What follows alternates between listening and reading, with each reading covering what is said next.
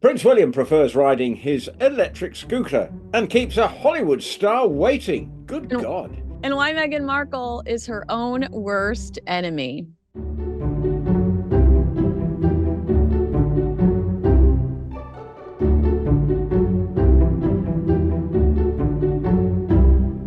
Hello and welcome to Heirs and Spares, your go-to for insight and opinion on two of the most talked about royal couples from both sides of the Atlantic. I'm Kinsey Schofield, and I'll be bringing you updates on Prince Harry and Meghan Markle.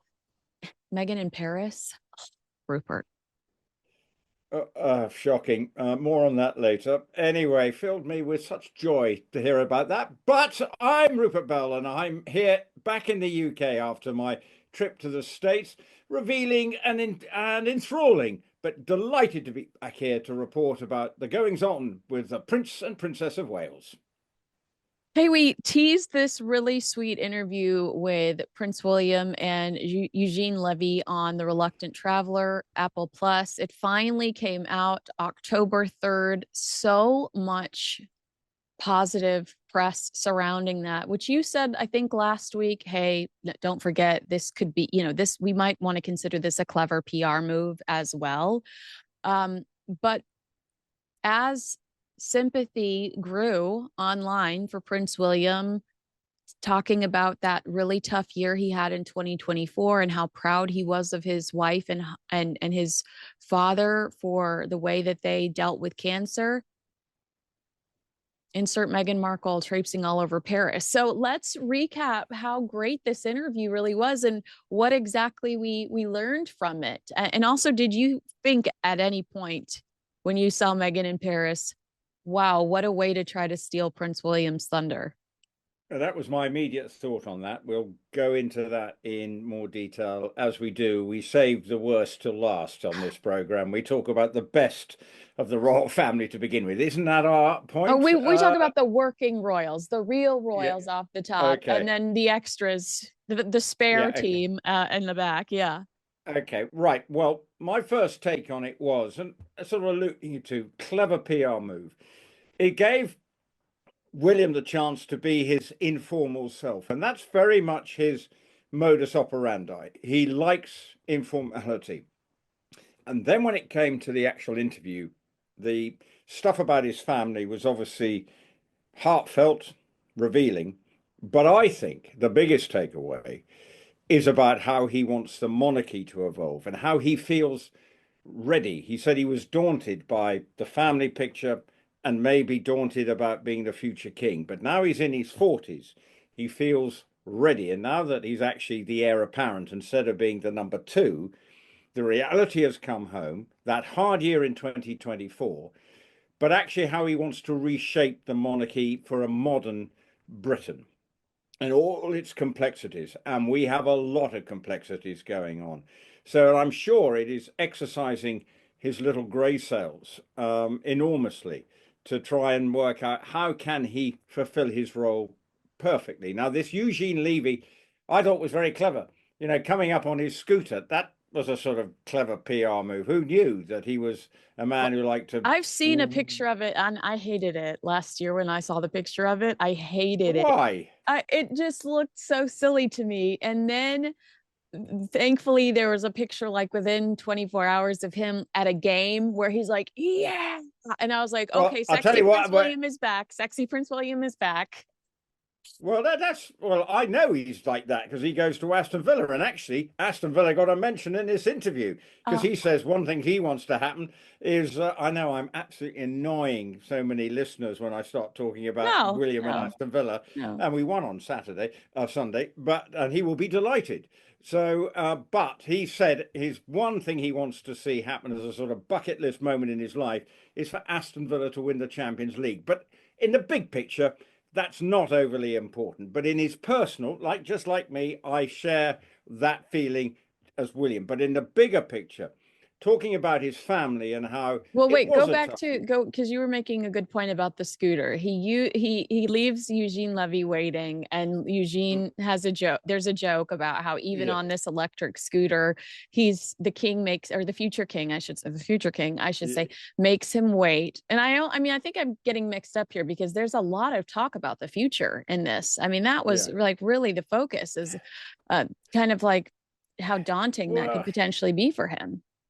well, let's be honest. The reality when you've got two members of your family covering in a cancer situation, you you you can reality often bites hard, and you are unaware. Now we think everything is going on as no, as well as can be expected, but as everybody knows out there, cancer can come back like a thief in the night, and before you know it, you're back to square one. So no one is saying that this is a perfect scenario. You may be in remission, but you just never know. We've all probably had friends who you think, whoop-de-doo, they're in remission, and then before you know it, they're back under full treatment, and then obviously the worst happens. So the reality of what happened in 2024 brought home and probably accelerated his own thought process. Look, he knows his father's in his 70s, and obviously, you know, back in the day, 70 years was what we were expected to live according to the Bible. So, now we all do live much longer. And so the life people we do expect, and given his family's record, getting into the 90s. But I would say that it would have rammed home the reality of the situation. And so this interview, away from the Madden crowd of like doing it on a big time ITV or BBC sort of big moment linked around something, to do it in a informal travelogue and destination, and bearing in mind the importance of the royal family, is actually a big selling point for the tourist industry. And if I'm not mistaken, usually Levy's program is about him visiting the reluctant traveler, going to fantastic places around the world. So it's a wonderful shop window in a leisurely way with a charming man who's got his, there's two people out there. There's Stanley Tucci and his cooking program, and Eugene Levy, who seem to have cornered the market in charming elderly men doing travelogues of various descriptions. And Eugene Levy has now cornered a market. And to do that, and being a sort of wiser gentleman, as in Eugene Levy, he can do it in a not a probing way. He didn't want to, had no agenda, as he said, just to get the future king just to shoot the breeze about his situation. And I thought it was a shrewd PR move by the William PR team when they probably said, "No, I've got this request here. What do you think?" And they probably all looked at the program, and went, "Oh, this might work." I don't know what you think. Have you watched the programs Yeah. before, I or... I'm not no, I only watched it because of Prince William, but I watched it Mm, and I thought it was very sweet. And I thought the only time I see him with his guard down that much is when he talks about the children mm. in the form of Earthshot.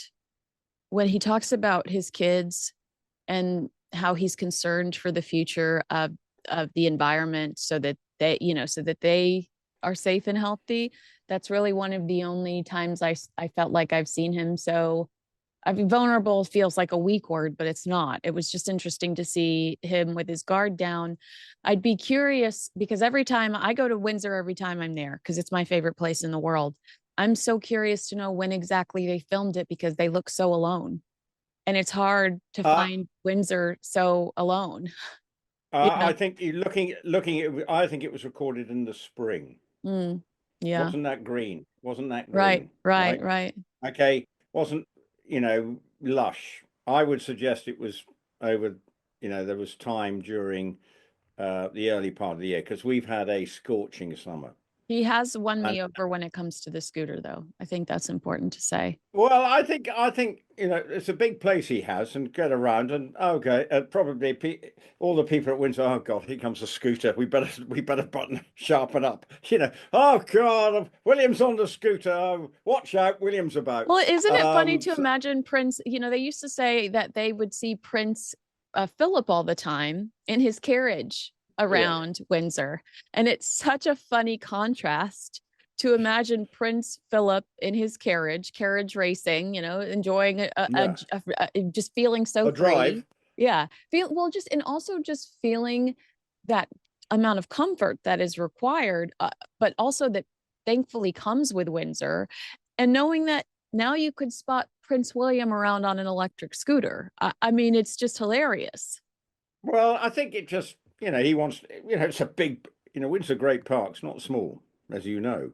And Windsor just getting around, and he probably nips up to the office, probably in the castle from his cottage or whatever. So it probably just a bit easier to unplug the e-scooter and off he goes. But I think the whole tone of the program was interesting, and also the tone he wants for the monarchy. Now, people have some traditionalists say he's too informal. He's not a man who's read. He automatically goes to his tie cupboard, right? He would much be an open shirt, more informal. That's his thing, and I think that is the tone he wants to set. And I think it is interesting what he said about his children, not only within the Earthshot Prize, because they've announced I think, nominations for the various prize categories for the big thing in Rio de Janeiro in November, but also the way they as a family operate. No mobile phones seems to be one of the things. They're absolutely verboten, and then the fact that they try and sit round and have a family meal at the end of the day. These are sort of old-fashioned, slightly traditional values for a man who also at the same time has very informal approach to it. But I think one of the things that you get through it is the family talk, and he wants them to feel they can talk to each other, and if they're frustrated, or talk about mum's illness, which is what one of the things just to say, not try and hide it away and say, oh, it'll be all right on the night, just to maybe tell them slightly the reality, maybe slightly sugarcoat it, but you know what I mean. For Louis, probably doesn't need to hear warts and all.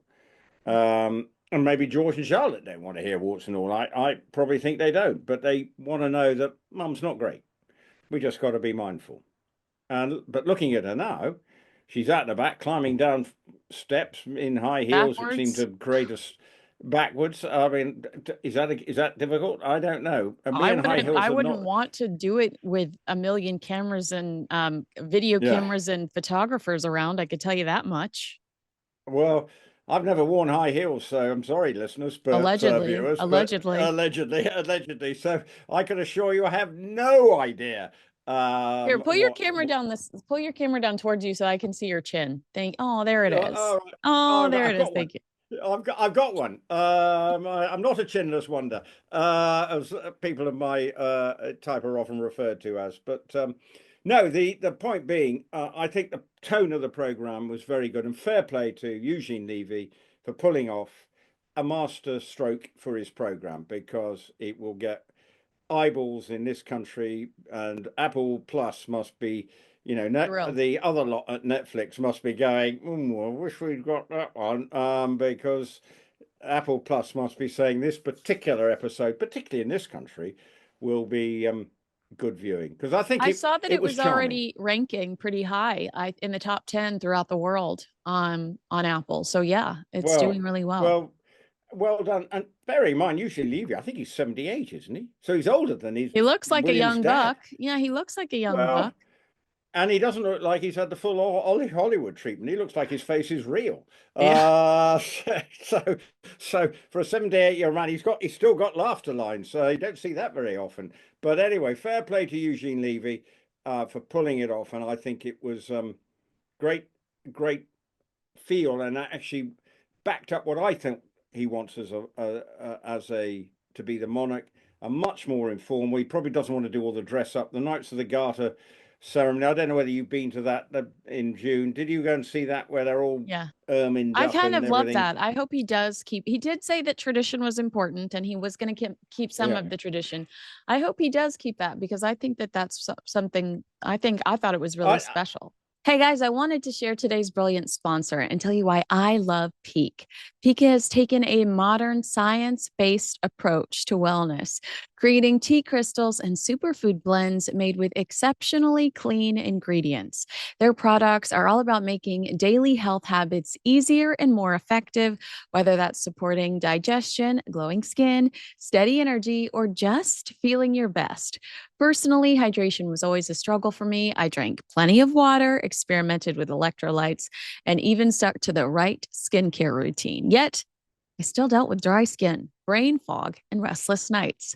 That shifted when I started Peak's Deep Hydration Protocol. In the morning, I use BT Fountain, their beauty electrolyte. It helps to hydrate from within, smooth skin, and gives me lasting energy. In the evening, I switch to RE Fountain, the calming electrolyte, which contains a gentle form of magnesium that eases tension and helps me get deep, restful sleep without feeling groggy the next day. What sets it apart for me is the purity, no sugar, no fillers, no artificial flavors, just real ingredients like lemon juice and beetroot. Within a week, I noticed my skin looking more plump and hydrated, my focus sharper, and my overall energy had improved. If you want to give it a try, I've got a special link in the show notes for you, 20% off for life, plus a free gift with my link, peaklife.com/Kinsey. That's PIQUE life.com/Kinsey. Back to the show. Let's talk about the Earthshot Prize video that he released over the weekend. Again, like he's got all of this really good, what word am I looking for? He's ramping up to something. A lot of great energy surrounding him between this interview, between the Earthshot video, where he's approaching this gorgeous tree and he talks about sitting underneath this tree and the future for his children. I know we're not there yet. I know we're not there yet, but how annoying that you can see this strategy in place, and it's a good strategy, and it's disrupted by the chaos that is the Sussex crew. That's the problem, because you get the Eugene Levy one grabbing all the headlines. The Earthshot Prize, you can see the intentions is about leaving a planet fit for his children. Also, it's clever that he does it with the Eugene Levy thing, because he knows that all the outlets are going to want to continue to pump the Eugene Levy interview. So they'll give Earthshot a write-up. And then at the very bottom of the Earthshot write-up, they'll go into what the Eugene Levy conversation was. I mean, strategically, this was a very intentional PR move. William has got good PR people behind them. You know, people say that's what he knows, the things that are important to him. Earthshot is his global vision. And sitting under an oak tree, contemplating his navel and saying, right, I need this oak tree to be a happy oak tree in 100 years' time. Well, I've got to look after the ground that is enabled to feed that oak tree. And also think about his children's generation, his children's children down the line when he's a grandfather. Where are we? There's this really moving on where you think when Prince Philip was in wildlife, the king has always had a environmental awareness about them. William's only doing what is ingrained in his family. It may upset a few conservatives who say, well, what's the fuss? But I think it's important that he feel like he has something that he cares about. And he does care. And I'd have to say that Earthshot Prize, some of the creativity that you see of some of these people is mind-boggling. And you've got to have people who feel that there's an opportunity for people to be mind-bogglingly clever. Look, you and I mean, I'm fundamentally a sports journalist and a royal commentator. What am I leaving for the world? The square root of naff all. But at least William's intention is to clever people out there who are going to do things that might actually have an impact. Yeah. I mean, isn't that the reality? And that's good. And this needs to be encouraged. And there's £1 million for the various categories. They go to Rio de Janeiro. Great place to have it, because South America probably needs some awareness, but it's not. So I'd say the PR team of William have pulled off a couple of good masterstrokes, which then meant the other side had to come out firefighting. Embarrassing. And that is not a good look. Desperation. and to some extent. And and Catherine getting on with doing what she was doing last week, you know, Did you get a st kick out of the fact that Harry had released a statement about the men in gray suits? oh, Um, and then everybody that week wore gray suits. Did you notice that, or did it tickle you well, at all to see that? I mean, we well, it was by all means but forever for all we know, it was a coincidence that we saw yeah. everyone in gray suits. But it did give me a little bit of a Well, giggle. well, yeah. When I saw people saying, "Well, look at all these, friends of the royal family all rocking up in grey suits." And Well, the Catherine, man, Catherine was in a gray suit. I know. Well, I'm that might have been a bit more cleverly thought out, but the others, we can overanalyze. But the men in grey suit things from Harry, I think we talked about it last week. Complete load of baloney. He needs to rewrite his script. Okay, something's come out today that allegedly there was a stalker that was at the World Child thing and then at something else who's known to the family. And then Sir Harry's saying, well, look, my security's not good enough. And it was my private security people who dealt with it. Well, that's what they're Look, it's a for. That's what they're for, Harry. yeah, But also, didn't you yeah. think that the timing was suspicious? I don't know what the Uh, headlines are for Meghan over there right now, but over here, it's blowing up. How insensitive it was for her to be videotaping around Diana's death scene. The fact that she was at a Balenciaga show, Balenciaga accused of predatory behavior. They had to kill two of their ad campaigns, predatory behavior towards children. Meghan's about to accept a Humanitarian of the Year award for her campaigning to protect children. I don't, I'd be curious to know what the headlines over there are like. But to me, I see that Prince Harry headline and I go, distraction, distraction, oh, distraction. the whole thing is a distraction. And then her rocking up at a Paris fashion show. Now, it's I don't know enough. Was it good? Was it a good look that she was in? But it was strikingly white. It Well, made I her stand can out when tell you everyone that else I've seemed done to. plenty of hits wearing my Balenciaga, which is What's just that? which it's just my It's top a sheet. towel. It's just my Okay. top sheet on my bed. Uh, okay. Well, you've got your Union Jack on today, so you're feeling very patriotic to this country today. But I mean, I don't know. It looked to me like extremely impractical to wear when you've got things all around here, and Anyway, not my scene. Don't know. Obviously, cost an absolute no. It didn't cost her a thing because obviously she probably got to wear that. But it does seem to me if that's the first trip to Europe to go to Paris Fashion Week. Oh, hello. We got a dog on. Who's that? What's that? We got a dog coming in. This is a He's first. so This is mad the at first. me because he has a toy up You here that I took from him, but it was gonna squeak can we during. see the aforementioned? Oh This is God. Rue who needs a haircut very bad. Oh, well, hello. Well, Haircut. Rue and I'm Rupert. So there we go. But anyway, oh, rather sweet dog there. But anyway, we digress. I think, which is probably quite a good thing given what we're talking about, because I didn't find it to me going to Paris Fashion Week all the way from California is about as shallow as it gets. Yeah. Now, the video driving around the streets of Paris with her feet up on the chair in front of her, I'm sorry, that is tacky. Yeah. Now, driving through the streets of Paris, no, don't just what do you think of your husband?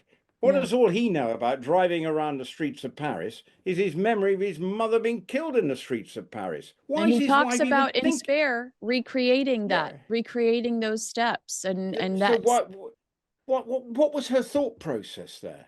Did she not film it? Yes, and show, but not to post it. I am sorry.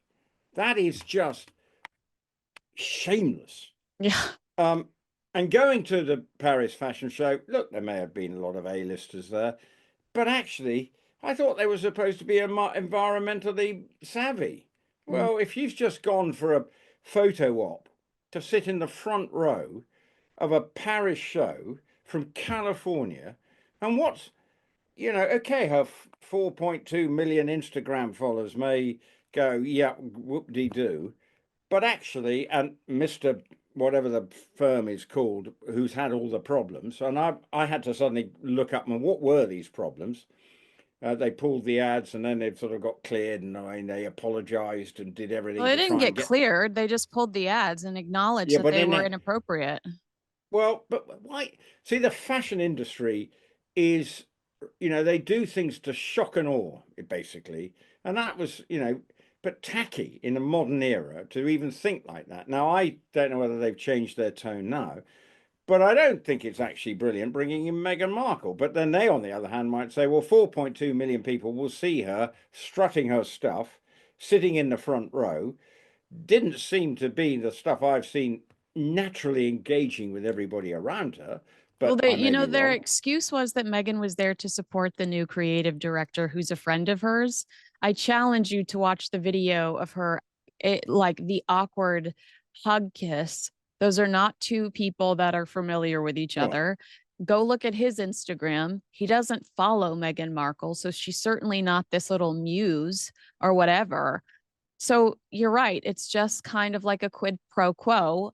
We're going to give you this ludicrously expensive slash hideous outfit, and we want you to come to this fashion show, and it'll be a nice little positive PR blitz for you.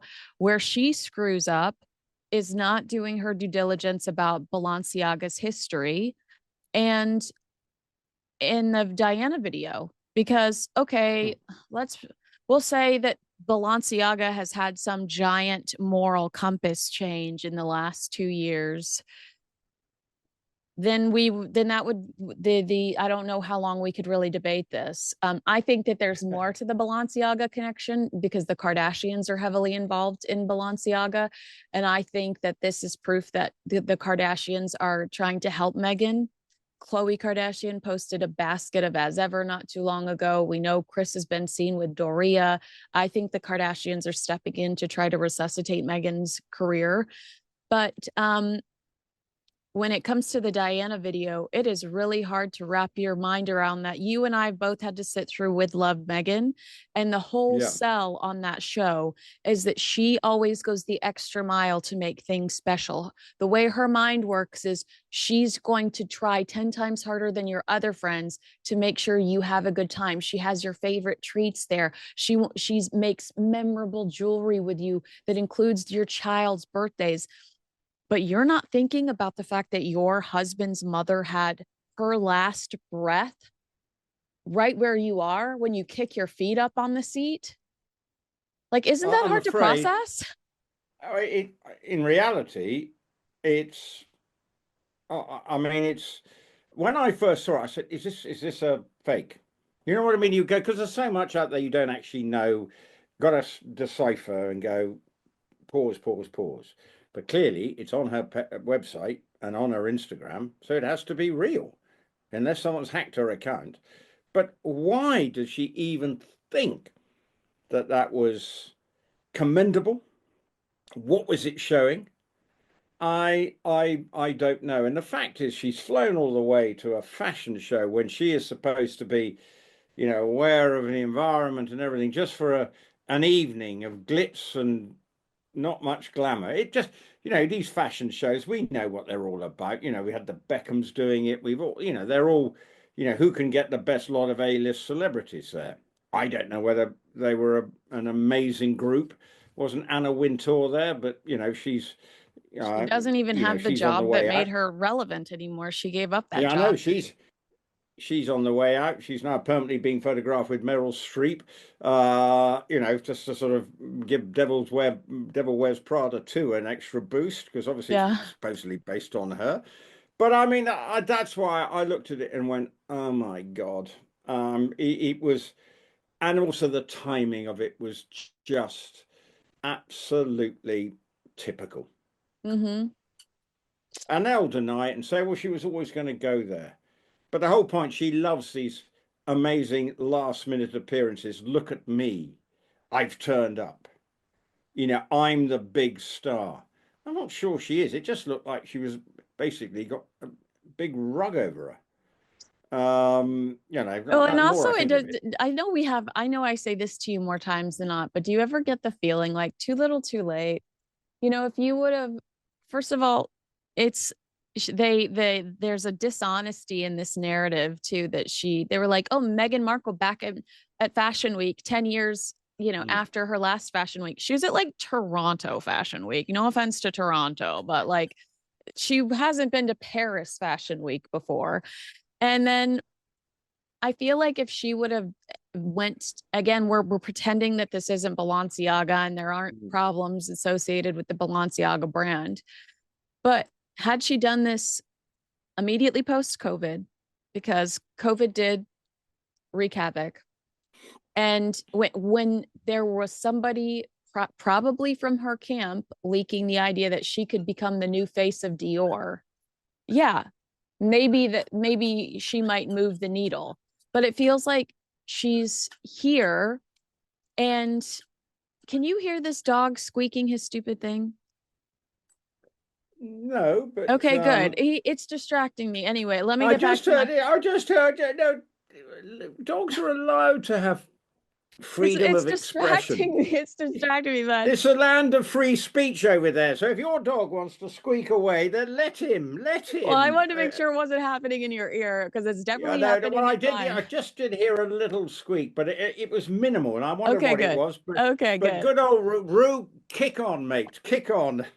But the fact that she comes to Paris Fashion Week, and you're right, she's like, I'm here. Like, it's very she was eating up every second of it. It's like, you're a jam salesperson, lady. Like, you've cheapened your brand so much. You were a glorified influencer for about 6 months until you killed your Shop My page. Like, it's sorry, you can't go backwards. The Duchess glitter is gone.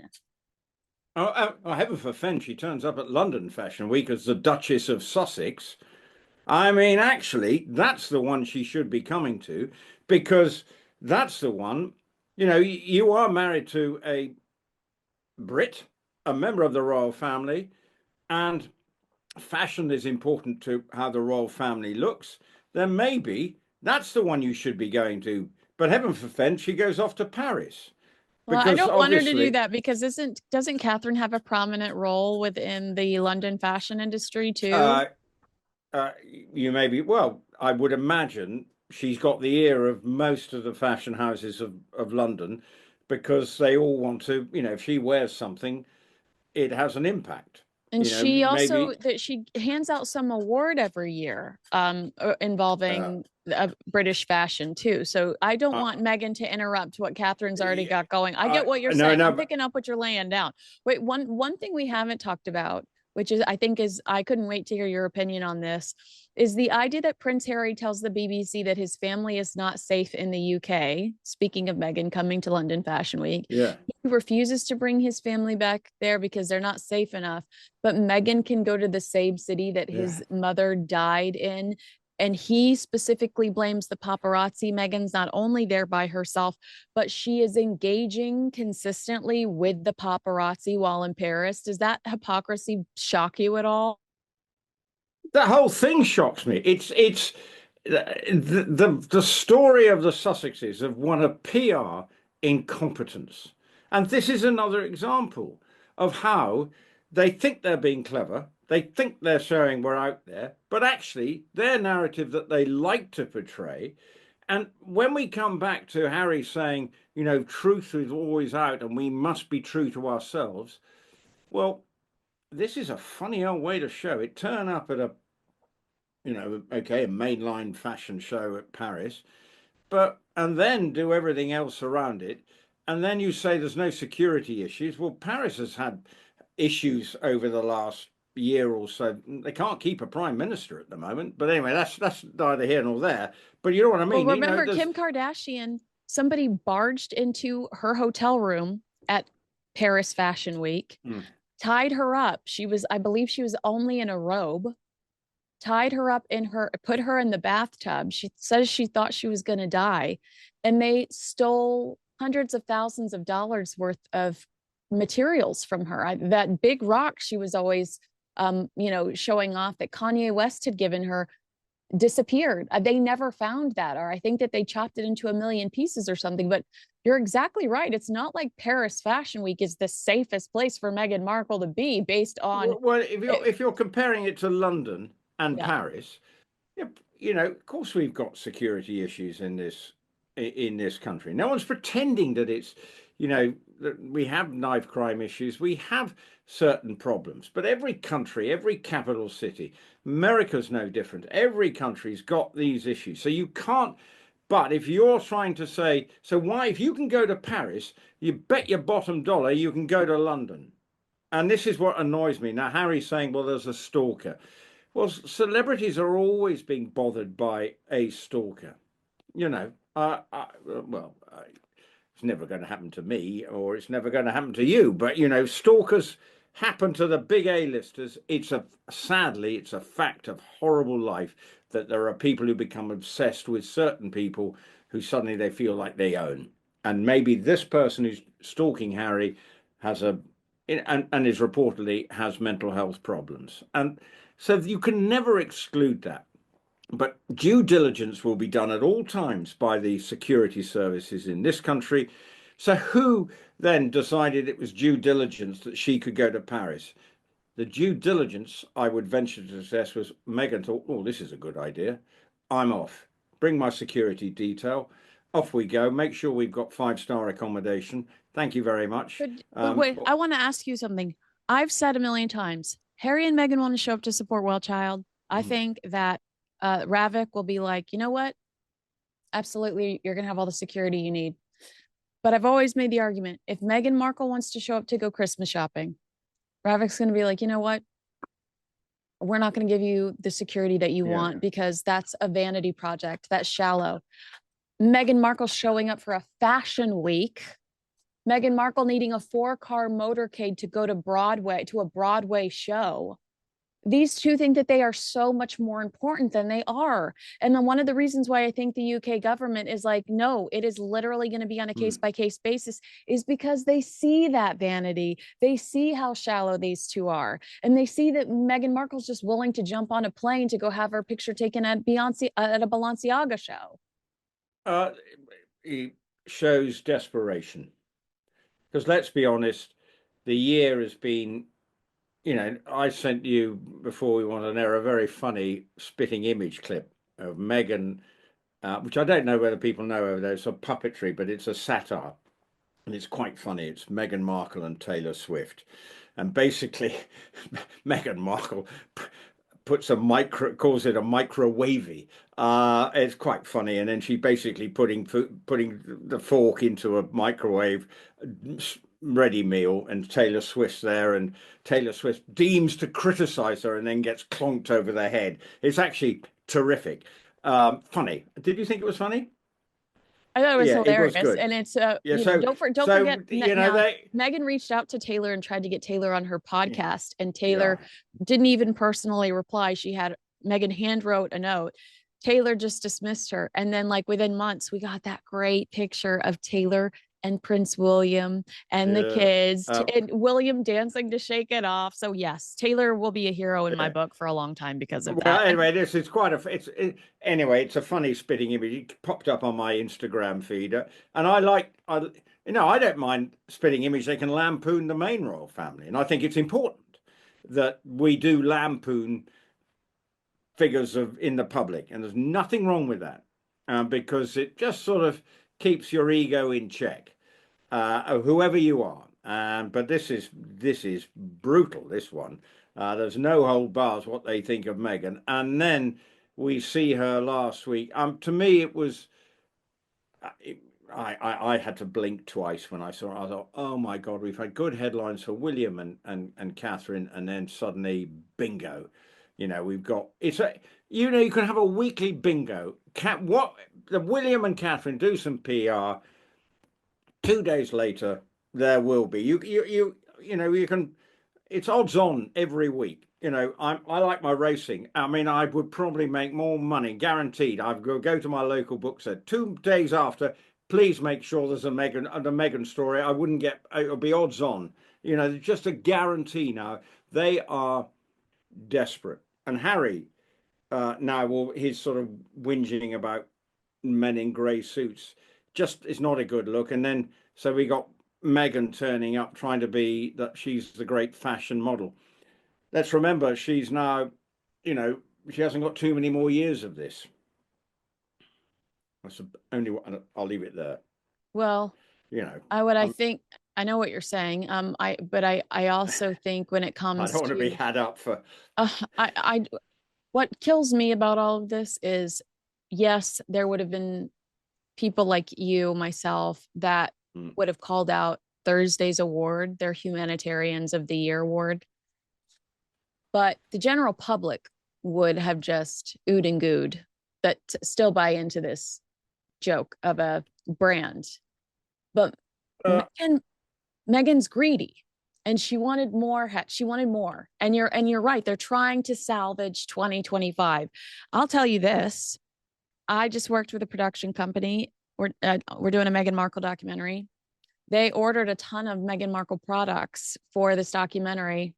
Only the wine showed up.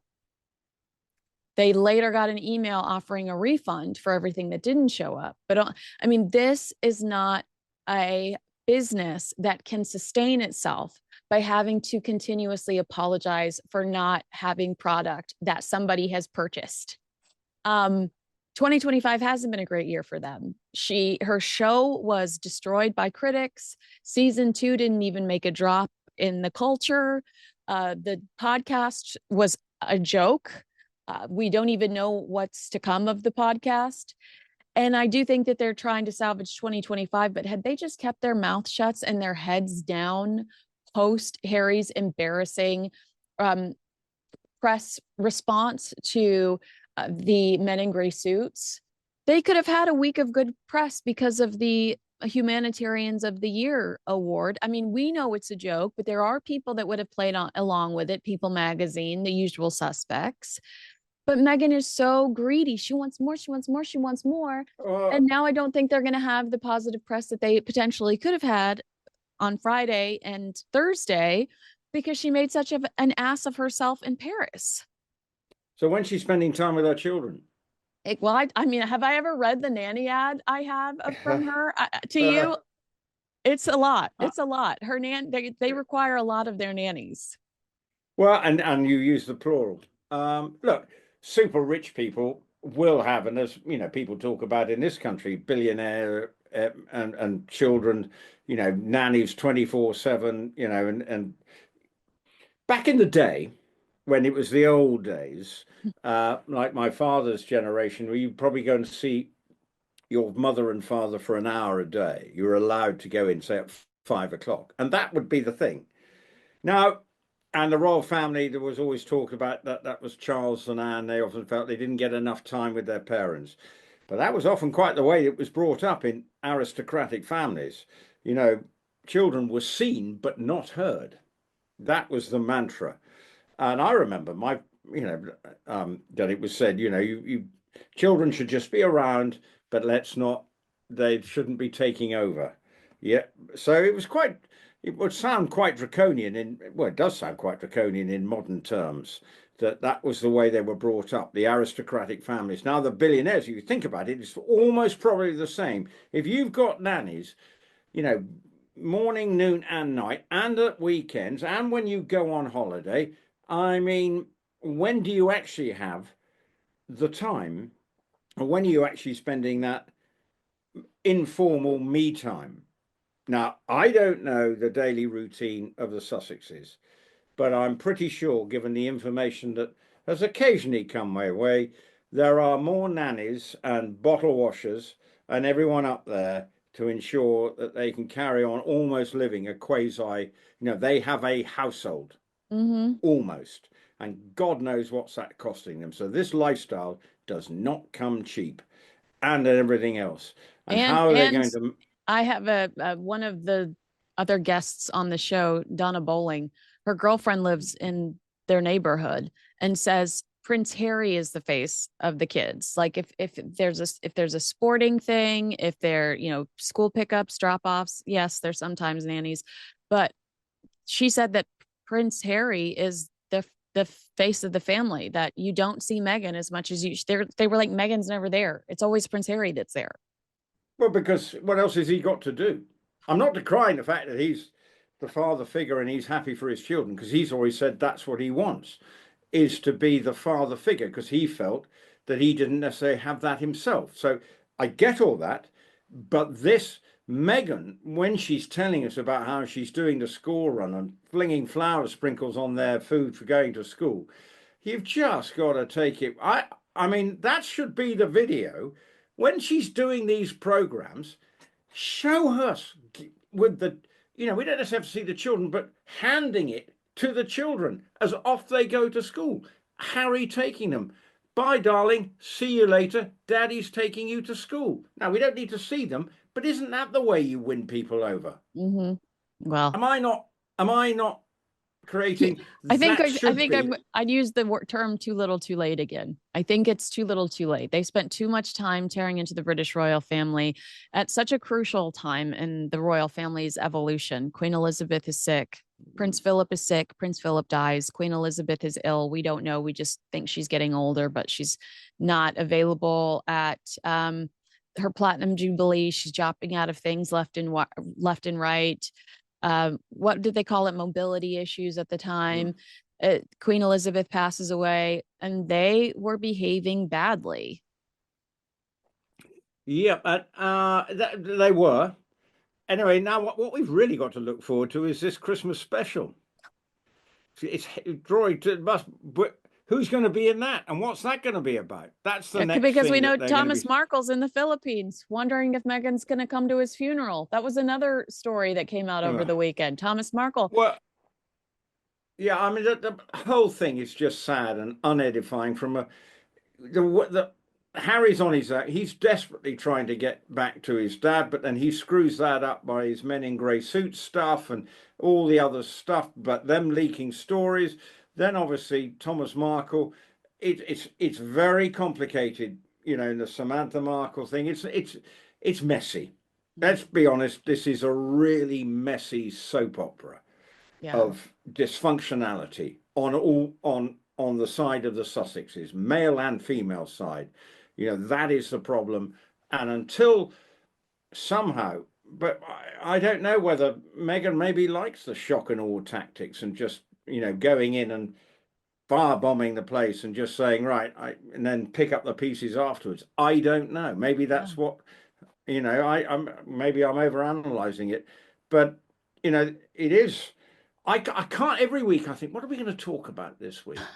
Because we do this every week, right, Kinsey? And she doesn't disappoint us, does she? I mean, she disappoints us in the form of, she disappoints us in the form of like behaving the way she should not.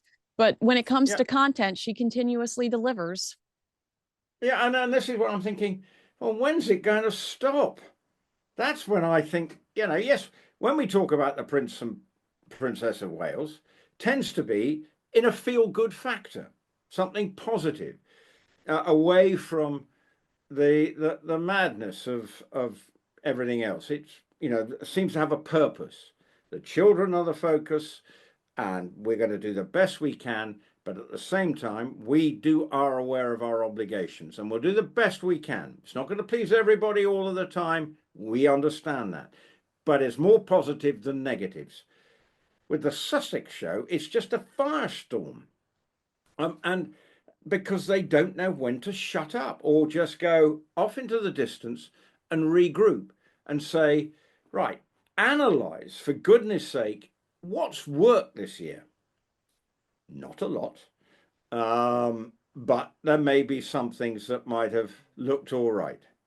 But on the real terms, then say, well, if it's not working this year, our businesses, if you're telling me you're recording a Meghan Markle documentary and they've decided they wanted to test some of the road tests and products and couldn't get any, that's an indictment through and through of the incompetence of the people operating the as ever business.